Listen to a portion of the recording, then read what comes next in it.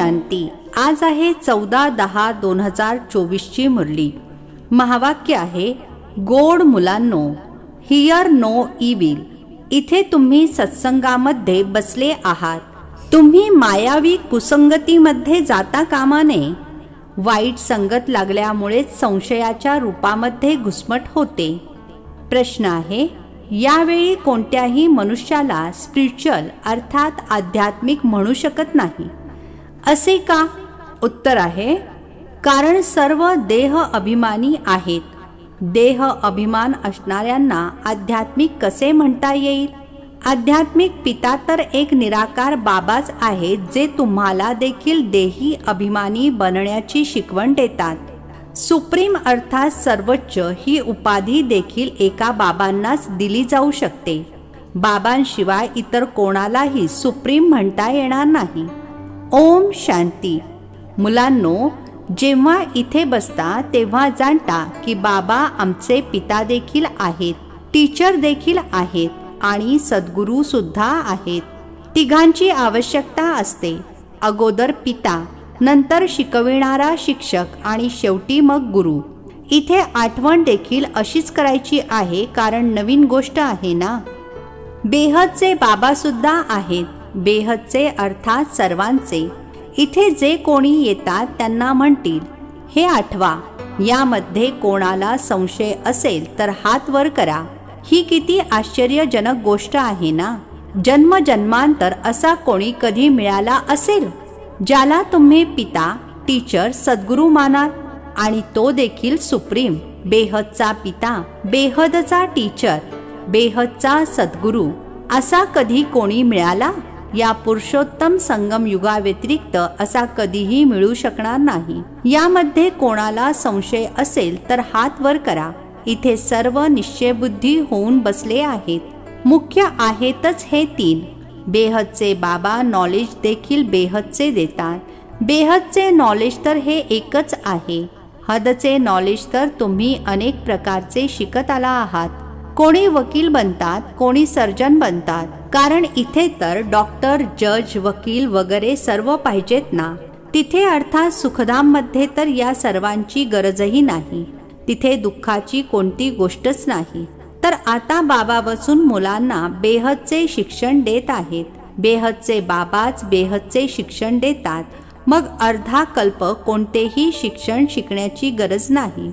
एकदाच शिक्षण मिळते, जे 21 जन्मांसाठी फलीभूत होते, अर्थात त्याचे फळ मिळते. तिथे तर डॉक्टर, बॅरिस्टर, जज इत्यादी असत नाहीत. हा तर निश्चय आहे ना. खरोखर असे आहे ना.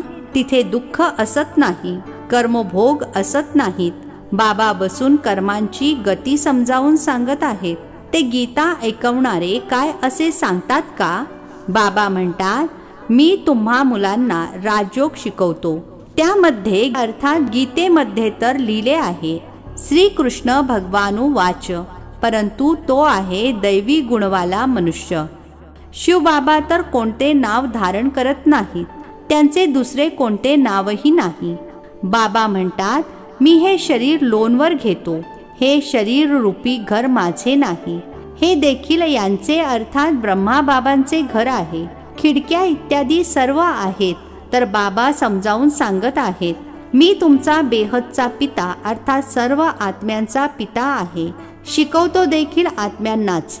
यांना म्हटले जाते आध्यात्मिक पिता अर्थात रुहानी बाबा. इतर कोणालाही रुहानी बाबा म्हणणार नाही. इथे तुम्ही मुले जाणता हे बेहदचे बाबा आहेत. आता आध्यात्मिक परिषद होत आहे. खरे तर ही काही आध्यात्मिक परिषदच नाही आहे. ते काही खऱ्या अर्थाने आध्यात्मिक नाहीत. देह अभिमानी आहेत. बाबा म्हणतात, मुलांनो, देही अभिमानी भव. देहाचा अभिमान सोडा. असे थोडेच तुम्ही कोणाला म्हणाल. आध्यात्मिक शब्दाचा वापर आत्ता करत आहेत.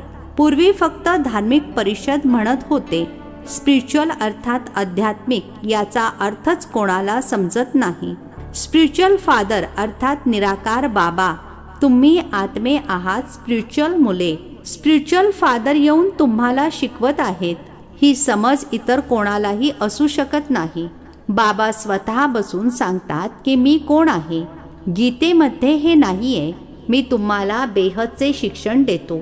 याच्यामध्ये वकील, जज, सर्जन इत्यादींची आवश्यकता नाही, कारण तिथे तर एकदम सुखच सुख आहे.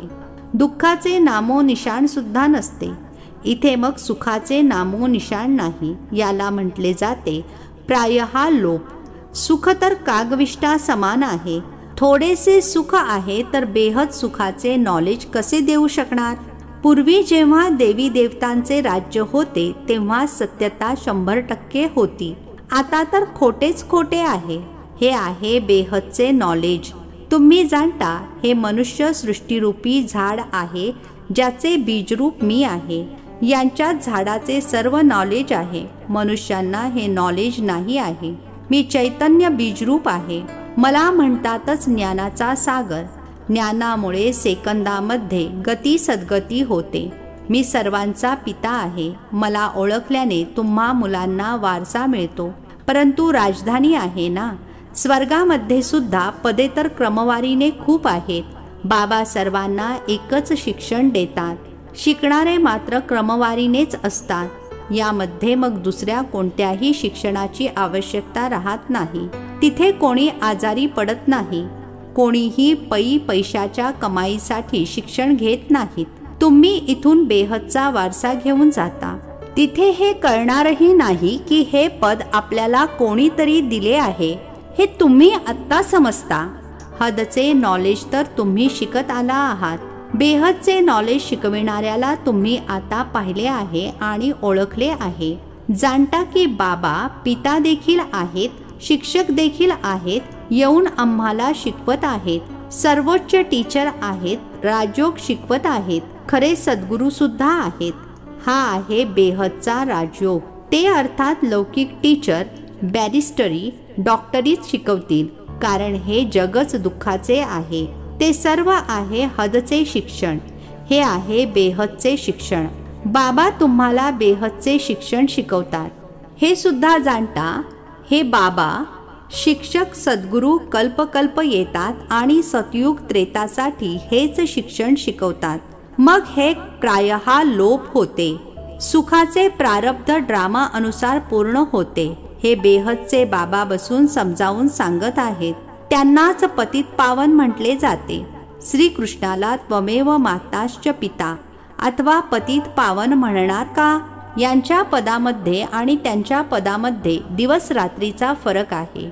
आता बाबा म्हणतात मला ओळखल्यामुळे तुम्ही सेकंदामध्ये जीवनमुक्ती प्राप्त करू शकता. जर श्रीकृष्ण भगवान असेल तर कोणीही लगेच ओळखेल. श्रीकृष्णाचा जन्म काही दिव्य अलौकिक म्हणून गायला जात नाही. त्याचा जन्म फक्त पवित्रतेने होतो इतकेच. बाबा काही कोणाच्या गर्भातून जन्म घेत नाहीत. समजावून सांगत आहेत. गोड गोड रुहानी मुलांनो, रूह अर्थात आत्माच शिकते. चांगले किंवा वाईट सर्व संस्कार आत्म्यामध्येच असतात. जसजशी कर्म करते त्यानुसार तिला शरीर मिळते. कोणी खूप दुःख भोगतात, कोणी आंधळे, कोणी बहिरे असतात. तर म्हटले जाईल की मागील जन्मामध्ये अशी कर्म केली आहेत ज्याचे हे फळ आहे. आत्म्याच्या कर्मानुसारच रोगी शरीर इत्यादी मिळते. आता तुम्ही मुले जाणता आम्हाला शिकविणारे आहेत God father, God teacher, God preceptor अर्थात सद्गुरू आहेत. त्यांना म्हणतात गॉड परम आत्मा. याला मिळून परमात्मा म्हणतात. सुप्रीम सोल म्हणतात. ब्रह्माला तर सुप्रीम म्हणणार नाही. सुप्रीम अर्थात उच्चते उच्च, पवित्रते पवित्र. पदे तर प्रत्येकाची वेगवेगळी आहेत. श्रीकृष्णाची जी पद प्रतिष्ठा आहे ती दुसऱ्या कोणालाही मिळू शकत नाही. पंतप्रधानांची पदप्रतिष्ठा इतर कोणाला थोडीच देतो. बाबांची देखील पदप्रतिष्ठा वेगळी आहे. ब्रह्मा विष्णू शंकराची देखील वेगळी आहे. ब्रह्मा विष्णू शंकर देवता आहेत. शिव तर परमात्मा आहेत. दोघांना एकत्र करून शिव शंकर कसे म्हणणार? दोघेही वेगवेगळे आहेत ना. समजत नसल्यामुळे शिवशंकराला एकच आहेत असे म्हणतात. अशी नावे देखील ठेवतात. या सर्व गोष्टी बाबाच येऊन समजावून सांगतात. तुम्ही जाणता हे बाबा देखील आहेत. टीचर देखील आहेत, सद्गुरू सुद्धा आहेत. प्रत्येक मनुष्याला पिता सुद्धा असतो, शिक्षक सुद्धा असतो आणि सद्गुरू सुद्धा असतो. जेव्हा वृद्ध होतात तेव्हा गुरु करतात. आजकाल तर लहानपणीच गुरु करून देतात. असे मानतात की गुरु केला नाही तर अवज्ञा होईल. पूर्वी वयाच्या 60 नंतर गुरु करत होते.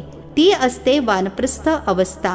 निर्वाण अर्थात वाणीच्याही पलीकडे, स्वीट सायलेन्स होम, जिथे जाण्यासाठी अर्धा कल्प तुम्ही मेहनत केली आहे, परंतु माहीतच नाही, त्यामुळे कोणी जाऊ शकत नाही. कोणाला रस्ता तरी कसा सांगू शकतील? या एकाशिवाय तर कोणीही रस्ता सांगू शकणार नाही. सर्वांची बुद्धी एकसारखी नसते. कोणी तर जणू कथा ऐकतात. फायदा तर काहीच नाही, उन्नती काहीच नाही. तुम्ही आता बगीच्यातील फूल बनत आहात, फुलाचे काटे बनलात. आता पुन्हा बाबा काट्यापासून फूल बनवत आहेत. तुम्हीच पूज्य मग पुजारी बनलात. 84 जन्म घेता घेता सतोप्रधानापासून तमोप्रधान पतित बनलात. बाबांनी शिडीविषयी सर्व समजावून सांगितले आहे. आता पतितापासून पावन कसे बनतात हे मात्र कोणालाच माहिती नाही. गातात देखील ना, हे पतित पावन या, येऊन आम्हाला पावन बनवा. मग पाण्याच्या नद्या, समुद्र इत्यादींना पतित पावन समजून तिथे जाऊन स्नान का करतात? गंगेला पतित पावनी म्हणतात, परंतु नद्या देखील कुठून निघाल्या आहेत? सागरातूनच उगम पावतात ना. या सर्व सागराची संतान आहेत, तर प्रत्येक गोष्ट व्यवस्थित समजून घ्यावी लागते. इथे तर तुम्ही मुले सत्संगामध्ये बसले आहात, बाहेर कुसंगामध्ये जाता तर तुम्हाला खूप उलट्या गोष्टी ऐकवतील. मग या इतक्या सर्व गोष्टी विसरायला होतील. वाईट संगतीमध्ये गेल्यामुळे घुसमट होऊ लागते, तेव्हाच निश्चयावर संशय येऊ लागतो. परंतु या गोष्टी तर विसरता कामा नयेत. बाबा आमचे बेहदचे बाबा देखील आहेत, टीचर देखील आहेत, पैलतिरी देखील घेऊन जातात. या निश्चयाने तुम्ही आला आहात. ते सर्व आहे भौतिक लौकिक शिक्षण, लौकिक भाषा. हे आहे अलौकिक. बाबा म्हणतात, माझा जन्म देखील अलौकिक आहे. मी लोन घेतो, जुनी जुत्ती अर्थात ब्रह्मा बाबांचे शरीर घेतो. ते सुद्धा जुन्यात जुने, सर्वात जुने आहे हे शरीर. बाबांनी जे घेतले आहे त्याला लॉंग बूट म्हणतात. ही किती सोपी गोष्ट आहे. ही काही विसरण्यासारखी तर नाहीये, परंतु माया इतक्या सोप्या गोष्टी विसरायला लावते. बाबा पिता देखील आहेत, बेहदचे शिक्षण देणारे सुद्धा आहेत, जे दुसरे कोणीही देऊ शकत नाही. बाबा म्हणतात, पाहिजे तर जाऊन बघा कुठे मिळते का. सर्व आहेत मनुष्य, ते काही हे ज्ञान देऊ शकणार नाहीत. भगवान एकच रथ घेतात, ज्याला भाग्यशाली रथ म्हटले जाते, ज्यामध्ये पद्मापदम भाग्यशाली बनविण्यासाठी बाबांची प्रवेशता होते. अगदी जवळचा मणी आहेत. ब्रह्मा सो विष्णू बनतात. शिवबाबा यांना देखील विश्वाचा मालक बनवतात आणि मग यांच्याद्वारे तुम्हाला देखील विश्वाचे मालक बनवतात. विष्णूची पुरी स्थापन होते. याला म्हटले जाते राजयोग, राज्य स्थापन करण्याकरिता. आता इथे ऐकत तर सर्वच आहेत, परंतु बाबा जाणतात की बऱ्याच जणांच्या कानातून वाहून जाते. काही जण धारण करून मग दुसऱ्यांना ऐकवू शकतात. त्यांना म्हटले जाते महारथी. ऐकून मग धारण करतात. इतरांना देखील आवडीने समजावून सांगतात. समजावून सांगणारा जर महारथी असेल तर समोरच्याला लगेच समजेल. घोडेस्वाराकडून कमी, प्याद्याकडून अजूनच कमी. कोण महारथी आहेत, कोण घोडेस्वार आहेत हे तर बाबा जाणतात. आता यामध्ये गोंधळून जाण्याचा काही प्रश्नच नाही. परंतु बाबा बघत असतात. मुले गोंधळून जातात आणि मग डुलक्या काढत राहतात. डोळे बंद करून बसतात. कमाई करताना कधी डुलकी येते का? डुलकी काढत राहाल तर मग धारणा कशी होईल? जांभईवरून बाबा समजतात हा थकलेला आहे. कमाई करताना कधी थकवा येत नाही. जांभई हे उदासीनतेचे लक्षण आहे. कोणत्या न कोणत्या गोष्टीच्या बाबतीत आतल्या आत घुसमटत राहणाऱ्यांना जांभया खूप येतात. आता तुम्ही बाबांच्या घरात बसलेले आहात. तर हा परिवार सुद्धा आहे. टीचर सुद्धा बनतात, मार्ग दाखविण्यासाठी गुरु सुद्धा बनतात. मास्टर गुरु म्हटले जाते. तर आता बाबांचा राईट हँड बनले पाहिजे ना, जेणेकरून अनेकांचे कल्याण करू शकाल. नरापासून नारायण बनण्याचा हा एक धंदा सोडून बाकी सर्व धंद्यांमध्ये नुकसान होते. सर्वांची कमाई नष्ट होते. नरापासून नारायण बनण्याचा धंदा बाबाच शिकवतात. तर मग कोणते शिक्षण शिकले पाहिजे? ज्यांच्याकडे अमाप संपत्ती आहे ते समजतात स्वर्ग तर इथेच आहे.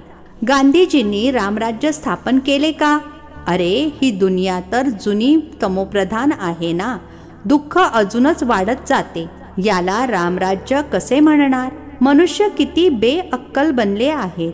बेअक्कल असणाऱ्याला तमोप्रधान म्हटले जाते. ज्ञानी सतोप्रधान असतात.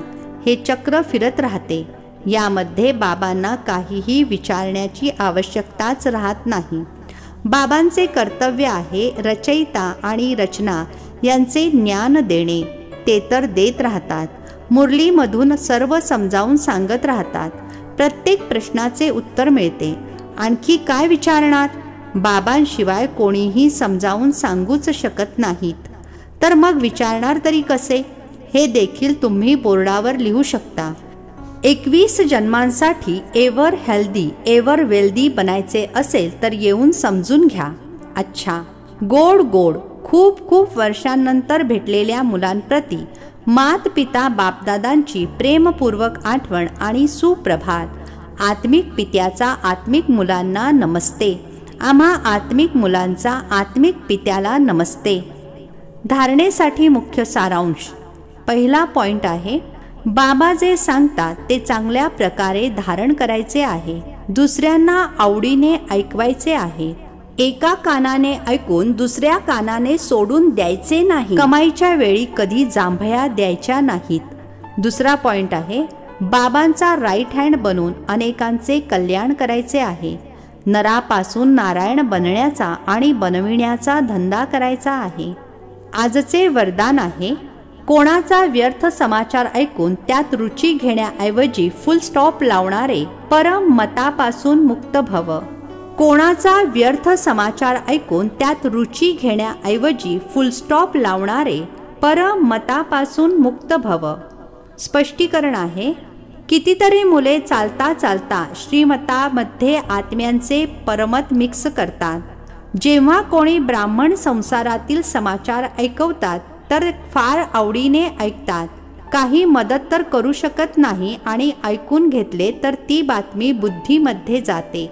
मग वेळ वाया जातो. म्हणून बाबांची आज्ञा आहे की ऐकून देखील न ऐकल्यासारखे करा. जर कोणी ऐकवलेच तर तुम्ही फुल स्टॉप लावा. ज्या व्यक्तीबद्दल ऐकले तिच्या प्रति दृष्टीमध्ये किंवा संकल्पामध्ये देखील घृणाभाव नसावा. तेव्हा म्हणणार परमतापासून मुक्त. स्लोगन आहे, ज्यांचे मन मोठे आहे त्यांच्या स्वप्नामध्ये देखील हदचे संस्कार इमर्ज होऊ शकत नाहीत. ज्यांचे मन मोठे आहे त्यांच्या स्वप्नामध्ये देखील हदचे संस्कार इमर्ज होऊ शकत नाहीत. अच्छा, ओम शांती. नवनवीन मराठी व्हिडिओज प्राप्त करण्यासाठी सबस्क्राईब करा मराठी गॉड रिपोर्ट चॅनलला.